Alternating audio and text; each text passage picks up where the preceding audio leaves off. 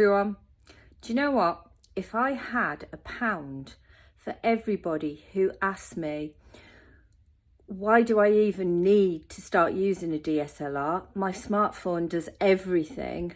Do you know what? I probably have a few quid by now, to be fair. Yeah. You know, when you look at your DSLR, it's got lots and lots and lots of little knobs, bumps. It's got lots of signs, symbols on it. And it does beg the question, why would anybody be bothered at all to learn all of that when they can just pick up their smartphone and start shooting? And normally they get results that they are usually pretty happy with. So why? Well, that's what I want to answer today. And I want to explain why it really is worthwhile getting to grips with your DSLR cameras, menus, buttons, etc.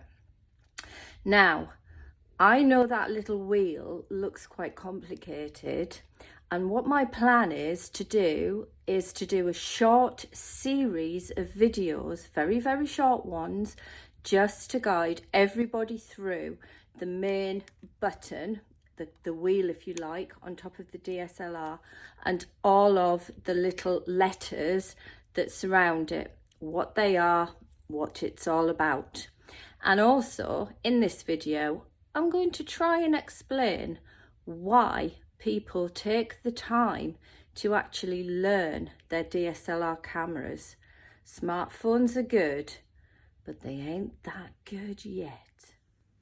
Now's a good time to look at auto mode. All you need to do is put your camera to the green button, well, normally a green button, the one that says auto. Now you're comparing like with your smartphone. This is really useful because we want to compare apples with apples, and a good time to look at auto, which basically does everything. Watch, all you need to do, switch your camera on, and even if things are too dark, it will send your flash up for you. Boom. Yes, it's true. On auto mode, your camera will pretty much just work out everything for you, or it'll try its best to get the best possible shot for you, just like your smartphone. So you take your smartphone out, push the button, and you get a result. Same with your camera.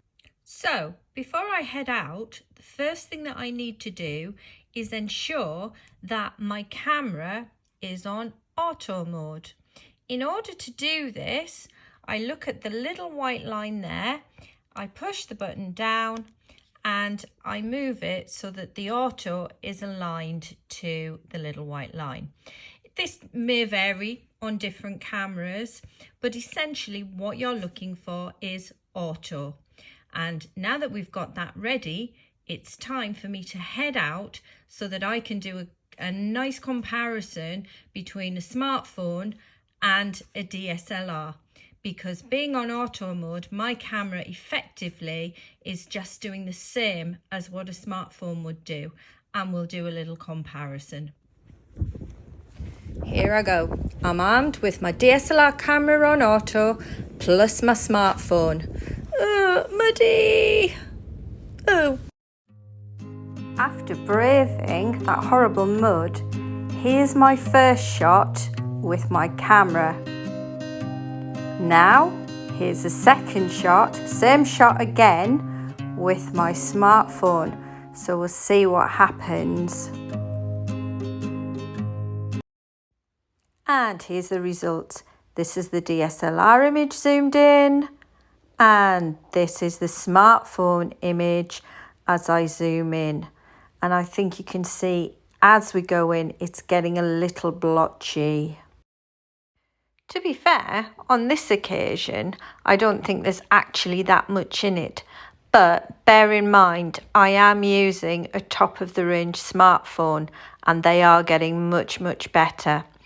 You would really notice the difference when you come to blow up your images really, really large. and that's the point that the smartphone starts to fall down because it just doesn't have the pixels. To try and illustrate the point better, here's an iPhone shot of some boats in the harbour. Notice how, as we've zoomed in, it does seem to start to get a little bit blotchy. In contrast, here are some beach huts shot on a DSLR. Notice how, as we zoom in, the lines stay nice and crisp and the padlocks are even quite sharp. That's the difference. Personally, I think iPhones, smartphones and kit like that is absolutely fantastic. I do think it's great.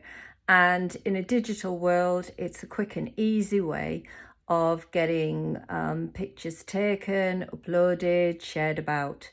However, if you want to get into the real quality side of things, then you are still looking at a DSLR. How long that will be true, I don't know, because even by today's demonstration, my smartphone, which is an Apple iPhone 12 Max Pro, I think that actually stood up quite well today. But it is still worth learning your DSLR, because as my series progresses, you will see that there are things you can do on it that you just simply can't do on a smartphone. As a final note to this video, and one thing that I didn't mention, do please have a look on your camera lens to make sure that you have got autofocus enabled, because although your auto mode on your camera is absolutely fantastic, you do still need to get your shots in focus. You do this by slightly depressing your shutter button, and as long as your camera is enabled and in autofocus mode, then auto on your camera will do you proud.